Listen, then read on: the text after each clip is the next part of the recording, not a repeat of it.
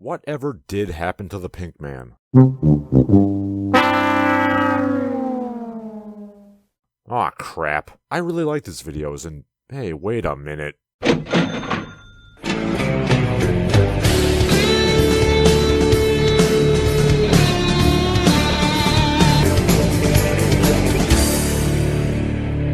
Hey folks, Larson Halleck here, and while we all miss the Pink Man dearly, somebody has to carry the torch of fighting BS martial arts, and I am heeding the call to adventure. God help us. Pink Man had a great video on Rafiel Torre that is no longer here, so... Sex, Murder, and Jiu-Jitsu. The Rafiel Torre story. Torre's story, that's kind of awkward. Perhaps I should refer to him by his actual name of Ralph Bartel. Well, I'm getting ahead of myself here. So let's start from the beginning. Ralph Bartel, not to be confused with the CEO of Travel Zoo, was a man from Torrance, California, born around 1970 or so, who dreamed of great things. A man who wanted to be somebody and live the good life. Of course, he didn't want to actually, work hard and earn those great things the honest way. No, he ascribed to that quintessential American aphorism, that of faking it until you make it, preferably in a new frontier of a field that nobody knew much about and even less people were willing to do background checks on. A field like MMA. Oh wait, no, actually, not even MMA. NHB fighting. This is before the phrase mixed martial arts even existed. No holds barred fighting. A field that was newly emergent in the early 90s. A field with few rules and even less safety equipment. A field that was, to be quite honest,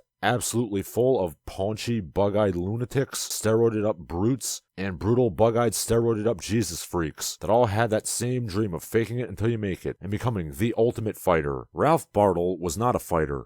No, he wasn't satisfied with merely making his own martial arts pedigree or out and out making up his own martial art. He made up his own fights and tournaments. To quote Joe Rogan, Ralph once told him that he had been invited to a secret kumite out in the woods in a national park. He would have to leave for a few days. He embarked into the woods with a suspicious amount of camping gear and a duffel bag. 2 days later, he came out of the woods with an empty duffel bag and a suspiciously duffel bag-sized trophy that he won for the kumite. Draw your own conclusions. But that story is a mere sideshow. Any child who has seen Bloodsport probably played at doing a kumite at some point in their life. How does this tie into MMA, and when does the sex and murder happen? Well, remember how I said that MMA was a controversial and shocking thing in the 90s? And how Ralph wanted to desperately be somebody? Well, here's how that intersects with the burgeoning of the internet and very loose standards for internet journalism. Not like now, am I right? With loose standards of journalism, sporting websites were looking for anybody who knew anything about this crazy, greased-up man grappling. And suddenly, out of the mists, came a dapper malandro named Rafiel Torre, a BJJ black belt trained by his father, and an ex-Navy SEAL trained by Uncle Sam. Not only that, but he had an undefeated NHB record himself, of 14 wins and 0 losses.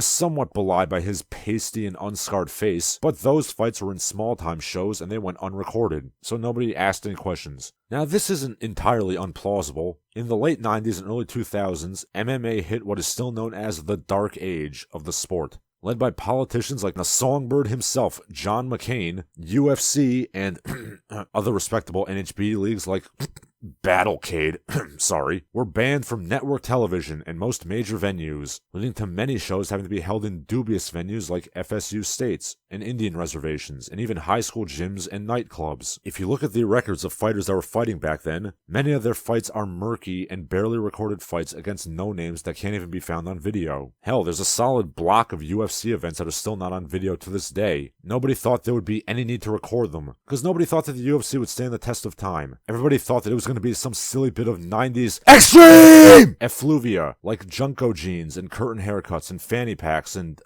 soap shoes. So the point is, it is in fact plausible that Rafiel Torre could have had a bunch of fights that were unrecorded. I mean, at least he gave a somewhat realistic number, unlike the guys at the first UFC events. And he seemed to know what he was talking about in regards to BJJ, so he got lots of writing gigs. Indeed, you can go to Sherdog or The Underground or any MMA site that was around in the early 2000s, and his name will be on lots of the bylines. But here is where the cracks begin to form. Throughout this whole time, Rafiel was touting his BJJ mastery and Navy SEAL fighting skills. This attracted Sheikh bin Zayed Al Nahyan of Abu Dhabi, the biggest promoter of MMA and martial arts in the Middle East, and a BJJ black belt himself. He invited Rafiel to the one and only Abu Dhabi Combat Club, the most prestigious no-gi grappling show in the world, not as a mere reporter, but as a contestant. Rafiel was submitted by Bo Hirschberger in less than a minute. Then footage came out of him rolling with his students and hitting pads, and he was clearly not a black belt or a Navy SEAL. While I think it would be unfair to say he has no skill at all, he's not as good as he claims to be. His kicks look okay, but his punches are loopy and sloppy. His grappling is lax, with his submission holds clearly not putting enough pressure on the joints. I mean, for God's sake, he literally has his leg under the other guy's leg while doing a heel hook. That's not going to do anything. And then he was invited to roll with an actual BJJ black belt, that being Eddie Bravo. And Eddie just gobbled him up again and again and again. For those of you not familiar with Mr. Bravo, he's a bit of a weirdo. He's into weirdo conspiracies and stuff, but he is a brilliant jiu-jitsu man, and his instincts were triggered instantly, and he asked Rafiel about his BJJ pedigree. Torre hesitated and mumbled awkwardly, and that conversation went nowhere. Shortly after this, Rafiel Torre decided to prove his detractors wrong by engaging in a real fight with Ioka Tianu at King of the Cage 7 in February 2001. King of the Cage 7 was called Wet and Wild, and that subtitle was unusually literal, as this outdoor event was held in a thunderstorm, and all the fighters were slipping and sliding around like a bunch of goofs. Somewhat suspiciously, Ioka Tianu was also one of Rafiel Torre's students, and he had a record of 0-1 going into the fight. Anyway, the fight was quite obviously choreographed. As you can see, they throw a few punches, and then Rafiel just kind of flops onto his back, and Tianu gets into his guard. They roll around for a bit, and Rafiel puts on a knee bar and doesn't even fully extend the guy's leg. To nobody's surprise, it later transpired that Rafiel paid the guy to take a dive. Well, there's the jiu-jitsu, but what about the sex and the murder? After his dubious fighting career began and ended, Rafiel started getting into group sex parties, the typical journalist thing. And it was at one of these parties that he met an Angelina Richards. Rafiel and Angelina were doing the biz for a while, and lust turned to love, and love turned to mad love. For you see, Angelina Richards was a Mrs. Richards. She was a married woman, married to her husband, Brian Richards. Oh, and she also had 2 children, by the way, Bryce and Kendall, because, this story wasn't sordid enough. Their marriage was strained for whatever reason. I'm looking through the public records on the case. Apparently, Brian was involved in some kind of insurance scam. Maybe that caused their marriage to be strained. I don't know. And it's not really important. In early 2001, Brian obtained a $1 million nationwide life insurance policy, with his wife and children as the beneficiaries. In August of that year, the affair between Angelina and Rafiel began. As I said before, lust became love became mad love, and mad love became the plot of Double Indemnity. I've always felt that group sex would be really awkward and sweaty with all those heaving naked bodies and stuff. I imagine it can't be comfortable with all the excess body heat. Now bite me. Yes, just like that classic film, the lovers planned on murdering the husband and getting rich off that insurance money. Except in the movie, Walter Neff was an insurance man himself, so he at least had a reason to think that he could get away with it. These 2 clowns are a fraudulent, ethnically confused journalist and a bored housewife who does orgies. Oh boy, this is going to be a clusterfuck. And it was. Rafiel Torre contacted somebody who might be able to do the job that he knew, Gerald Strabent, a pro MMA fighter and a former Marine sniper who also had a few run-ins with the law. He offered $10,000 to kill Brian Richards. Strabent, quite obviously and sensibly, refused. If you've got a dirty job, you gotta do it yourself. They contrived to get Mr. Richards to Rafiel's gym. Oh yeah, I should mention that the lease for this gym and a $10,000 loan for the gym were co-signed by Angelina herself without her husband's consent. Brian went to the gym and Rafiel slapped on a rear-naked choke and strangled him with it. This is not the right street. Why did you turn here? What are you doing that for? What are you honking the horn for?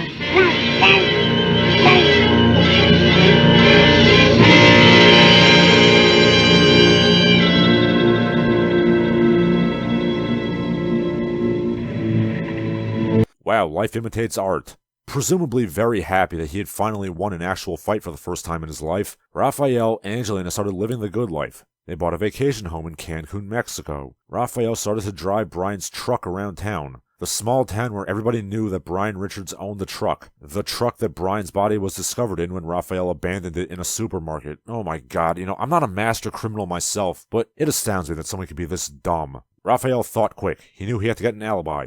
Jerry Strabent, the guy who he already asked to kill Brian Richards and refused. Guess who testified against Rafiel in court? I would also like to point out that Gerald Strabent has, among other things, molested an underage girl and has a justifiable homicide on his record. This story is too much even for him. Anyway, Rafiel Torre pled that he did indeed kill him, but that it was spur-of-the-moment self-defense when Brian found out they were having an affair. This is despite the fact that, Gerald Strabent was on record to point out that this was clearly premeditated. Torre was sentenced to life in prison. Angelina Richards was found guilty of aiding and abetting murder. Under California law, that lands you up to 6 years in prison, so I will assume she got that. And so ends the saga of Ralph Bartel, Rafiel Torre, or whatever his name is, a shining example of a clod being in the right place at the right time, successfully bullshitting his way through the proverbial Wild West where nobody could possibly do a background check, and a man who went for the easy money and lost everything. I'm Larson Halleck, and woof. Yeah, turns out you're not smarter than everyone, Rafiel. Just a little taller, see? Ugh, I'm a bad impressionist. And now a word from our sponsors. Hello, are you a fan of Larson Halleck and the Barbaric Gentleman? Of course you are, otherwise you wouldn't be watching. Do you want to help the channel grow? Here's how you can. You can join my Patreon and join the ranks of these illustrious heroes. The Patreon, as well as my paypal.me link, are here. You can also buy my books or follow me on Twitter and Instagram. I don't use Gab or Parler or any of the other right-wing grifter social media sites because they all suck. And last but not least, spread the word to all your friends. I hope you enjoyed this video, and I hope that you support the channel for years to come.